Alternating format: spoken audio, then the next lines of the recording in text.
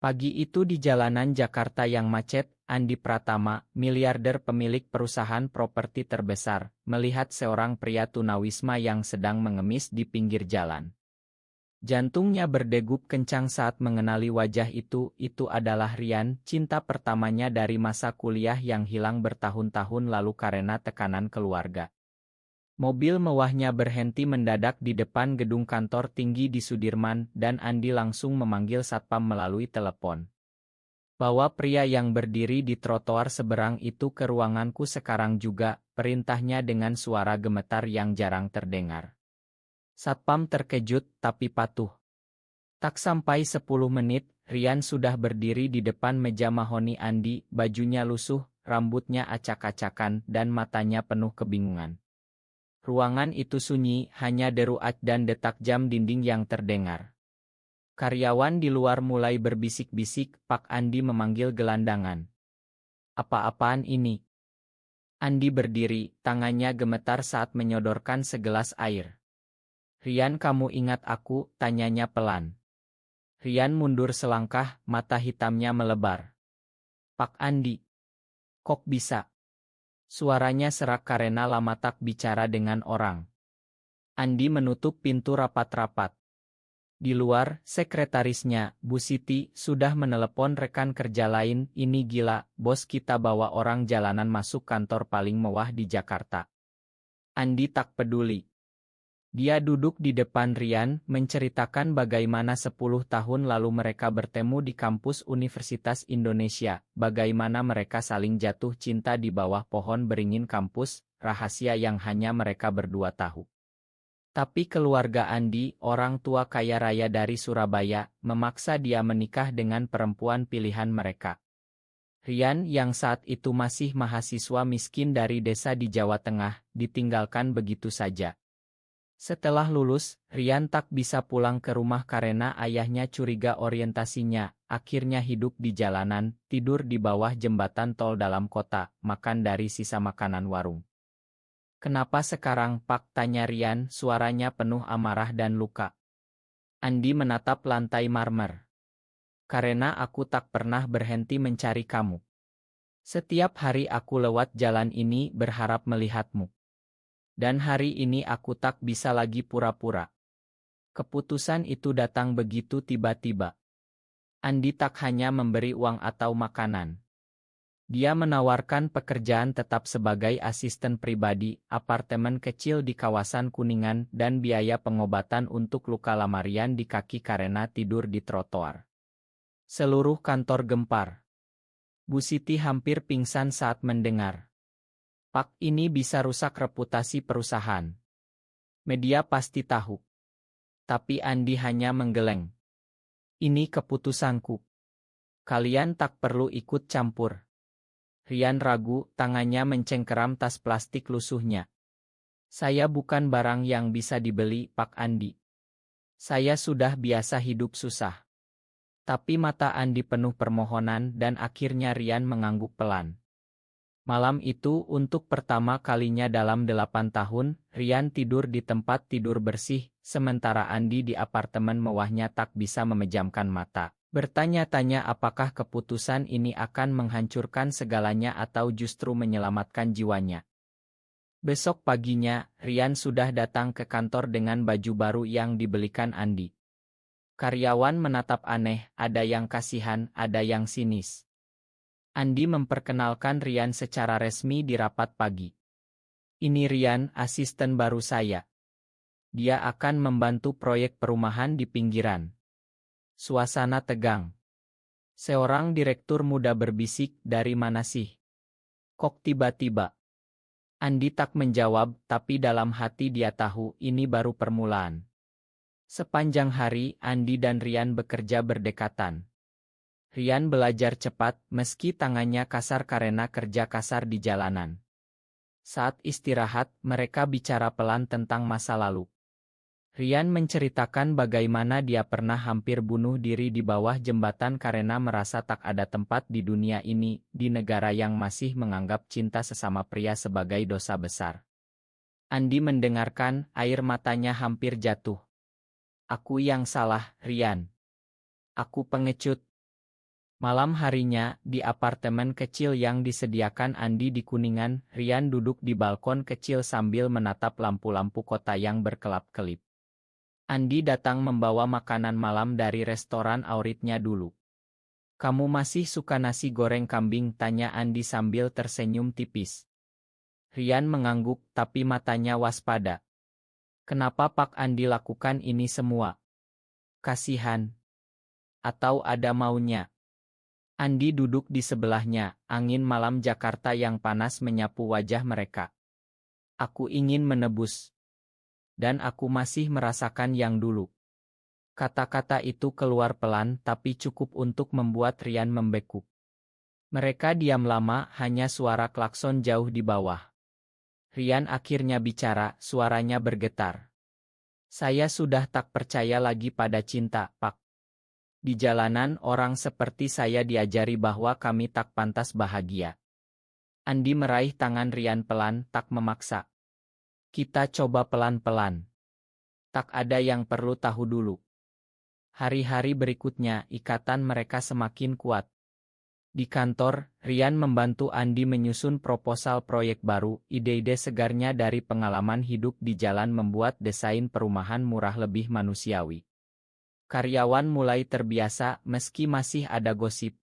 Suatu sore saat hujan deras mengguyur Jakarta, mobil Andi mogok di tengah jalan. Rian yang kebetulan lewat dengan motor pinjaman langsung membantu mendorong.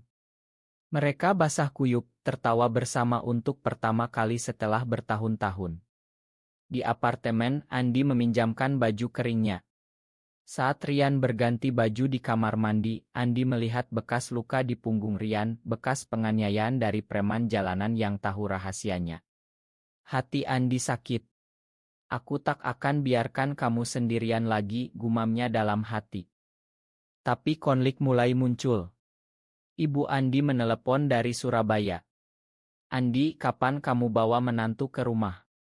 Tante sudah siapkan calon bagus dari keluarga pengusaha." Andi berbohong, "Masih sibuk, Bu."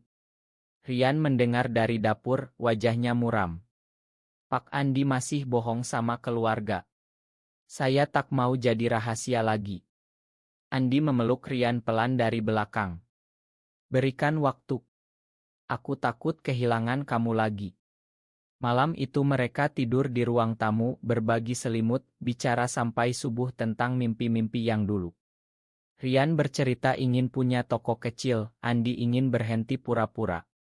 Hubungan mereka tumbuh seperti pohon kecil di tengah beton kota, rapuh tapi penuh harap. Di kantor, seorang rekan lama Andi, Pak Budi, mulai curiga. "Andi, kamu dekat sekali sama anak baru itu. Hati-hati, gosip bisa merusak bisnis kita dengan investor Arab yang konservatif." Andi hanya tersenyum, tapi dalam hati gelisah.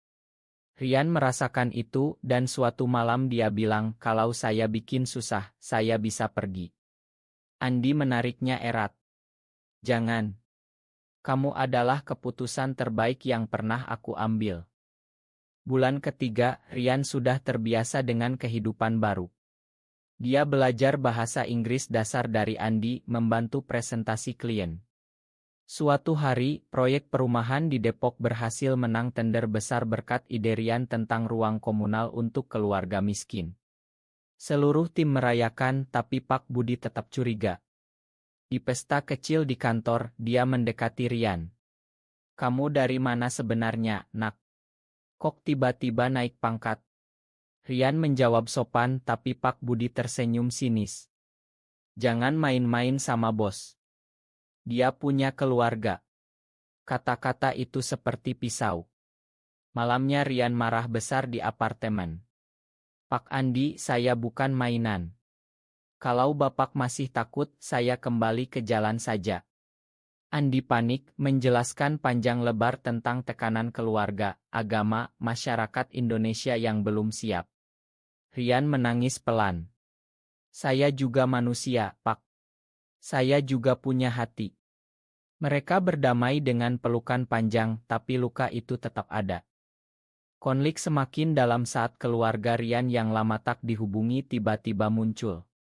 Ayah Rian, seorang pensiunan guru dari desa, mendengar dari tetangga bahwa anaknya dipelihara miliarder di Jakarta. Dia datang ke kantor, marah besar. Kamu bikin malu keluarga. Orang bilang kamu suka pria. Rian berdiri gemetar di lobi. Andi turun menghadapi ayah Rian dengan tenang. Pak, saya sayang Rian. Saya ingin bertanggung jawab. Ayah Rian pergi sambil mengumpat, kamu berdua dosa besar. Berita itu menyebar cepat di kalangan keluarga besar. Ibu Andi menelepon histeris. Andi, apa yang kamu lakukan? Kita bisa kehilangan segalanya. Andi merasa dunia runtuh, tapi melihat Rian yang duduk lesu di sofa apartemen, dia tahu tak bisa mundur. Di tengah badai, ada momen kecil yang manis. Mereka pergi ke pantai Ancol diam-diam akhir pekan. Berjalan di pasir malam hari, tangan bersentuhan sesekali. Rian tersenyum pertama kali lepas. Terima kasih, Pak. Karena Bapak, saya merasa hidup lagi. Andi balas, kamu yang menyelamatkan aku dari kebohongan seumur hidup. Tapi pagi Senin, Pak Budi membawa investor penting ke kantor dan berbisik, lihat bos kita sekarang dekat sama gelandangan. Mungkin orientasinya aneh. Investor itu mengerutkan kening. Kontrak besar hampir batal. Andi harus bekerja ekstra keras, tapi hatinya semakin yakin. Krisis meledak saat media lokal mendapat angin. Sebuah blog gosip memuat foto samar Andi dan Rian keluar dari apartemen bersama. Judulnya, miliarder Jakarta punya asisten spesial. Karyawan ribut, klien mundur satu persatu. Ibu Andi datang ke Jakarta membawa adik-adiknya. Di ruang tamu apartemen mewah, pertengkaran besar terjadi. Kamu mau hancurkan nama keluarga? Nikah saja dengan perempuan yang sudah kami pilih. Andi berdiri di depan Rian yang diam ketakutan. Bu, saya tak bisa lagi bohong. Saya mencintai Rian. Ini siapa saya sebenarnya? Ibu Andi menangis, ayahnya mengancam memutus hubungan. Rian ingin pergi, tapi Andi memegang tangannya erat. Kita hadapi bersama. Malam itu, setelah keluarga pulang, Rian dan Andi duduk di balkon. Rian berkata pelan, saya tak mau Bapak kehilangan segalanya karena saya. Andi tersenyum lelah. Tanpa kamu, saya sudah kehilangan segalanya sejak dulu. Mereka berpelukan lama, merasakan kehangatan yang selama ini mereka tolak. Tapi paginya, perusahaan kehilangan dua proyek besar. Bank menagih hutang. Andi harus jual aset kecil untuk bertahan. Rian merasa bersalah, mulai mencari kerja lain diam-diam. Andi tahu, tapi tak marah. Kita tak perlu kaya, Rian. Kita cukup satu sama lain. Di tengah itu, ada teman lama Andi dari masa kuliah yang gay juga, datang berkunjung. Andi, kamu berani sekali. Di Indonesia ini jarang yang terbuka. Percakapan itu memberi kekuatan. Rian mulai percaya bahwa mungkin ada jalan. Suatu malam hujan, listrik padam, mereka duduk berdua dengan lilin, bercerita mimpi masa depan, rumah kecil di pinggiran, kebun sayur, hidup tenang tanpa sorotan. Puncak krisis datang saat rapat pemegang saham. Pak Budi membawa bukti oto dan menuntut Andi mundur sebagai CEO. Perusahaan tak bisa dipimpin orang dengan gaya hidup seperti ini. Ruangan hening. Andi berdiri, suaranya tegas meski gemetar. Saya tak akan mundur. Ini hidup saya. Kalau kalian tak suka, silakan jual saham. Beberapa pemegang saham keluar, tapi ada yang tetap terharu dengan keberanian Andi. Berita menyebar ke media nasional.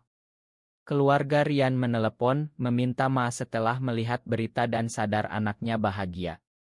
Tapi tekanan tetap ada, ancaman dari kelompok konservatif, komentar buruk di internet. Rian hampir putus asa. Mungkin saya memang tak pantas. Andi memeluknya erat di tengah malam. Kamu pantas. Kita pantas. Andi mengambil keputusan besar, dia lepaskan jabatan CEO sementara, Serahkan pada wakil yang lebih netral, dan Okus bangun usaha kecil bersama Rian, Yayasan Bantuan Tunawisma di Jakarta. Modal dari sisa hartanya. Rian terkejut tapi bahagia. Mereka mulai bekerja bahu-membahu membantu anak muda seperti Rian dulu. Konflik internal Andi selesai, dia akhirnya menerima dirinya sepenuhnya. Rian tumbuh dari pria rapuh menjadi pendamping kuat. Suatu sore di kantor kecil yayasan, Rian memegang tangan Andi. "Terima kasih sudah memanggil saya ke kantor dulu." Andi tersenyum. "Terima kasih sudah mengubah hidupku." Setahun kemudian yayasan mereka berkembang. Banyak anak muda yang dulunya hidup di jalanan kini punya pekerjaan dan tempat tinggal. Keluarga Andi mulai melunak, meski tak sepenuhnya menerima, setidaknya tak lagi memusuhi. Rian dan Andi pindah ke rumah kecil di pinggiran Bogor, dengan kebun dan anjing peliharaan. Setiap pagi mereka minum kopi bersama, bicara tentang hari. Tak ada lagi rahasia, tak ada lagi ketakutan. Andi belajar bahwa kebahagiaan tak selalu diukur dari gedung pencakar langit, tapi dari pelukan hangat di akhir hari. Rian belajar memakan masa lalu dan percaya pada masa depan. Mereka sering jalan-jalan ke pantai, duduk diam sambil menatap ombak, tangan saling genggam. Masyarakat masih banyak yang tak mengerti, tapi mereka tak peduli lagi. Cinta mereka menjadi bukti bahwa di tengah tekanan besar, ada pilihan untuk hidup autentik. Suatu malam di balkon rumah kecil mereka, dengan Jakarta berkelap-kelip di kejauhan, Andi berbisik, "Keputusanku memanggilmu ke kantor dulu adalah yang terbaik." Rian tersenyum, "Dan aku memilih tetap di sampingmu." Apakah benar bahwa pengorbanan identitas diri demi menjaga harmoni keluarga dan masyarakat selalu benar, atau justru sebaliknya? Benar atau salah?